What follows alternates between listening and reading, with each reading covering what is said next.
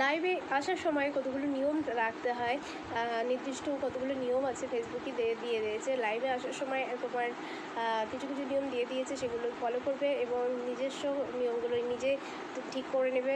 তোমার রিংটোন, ফোনের রিংটোন যেন তখন না বাজে, তাই মিউট করে নিতে হবে রিংটোনটা। তারপর মিডিয়া নয়, রিংটোন, তারপর নোটিফিকেশান রিং, অ্যালার্ম রিং, এইসবগুলো তোমার মিউট করে নিতে হবে যাতে রিংটোন না বাজে এবং কেউ খালি গায়ে না আসে তোমার লাইভে, এবং বাইরের কোনো আওয়াজ যাতে না আসে, তাহলে কিন্তু ফ্ল্যাগ কন্টেন্ট দিয়ে দেবে লাইভে। তো লাইভে আসার সময় এইসবগুলো তোমার একটু খেয়াল রাখতে হবে। এবং লাইভে ঢোকার গো লাইভ যে দেখায়, ওখানে যেতে হলে কিছু কিছু জিনিস তোমার করতে হবে। ওখানে একটা 3 লাইন দেওয়া থাকে, লাইভের দিকে দেখবে নিচের দিকে 3 লাইনে গিয়ে দেখবে ওখানে কিছু লিখতে বলে, তো লাইভ সম্পর্কে বলতে হবে। এক এক দিন যখন লাইভে আসবে এক এক রকম লিখবে, এবং তার নিচে এফেক্ট দেওয়া থাকে। তুমি যদি কোনো এফেক্ট দিতে চাও, আমি কোনো এফেক্ট দিয়ে করি না, আমি নিজস্ব অরিজিনাল লুকেই আসি বেশিরভাগ, তো এফেক্ট দিতে পারো, অসুবিধা নেই। তোমার মতো করে তুমি এফেক্ট দিয়ে নেবে লাইভে আসার সময়।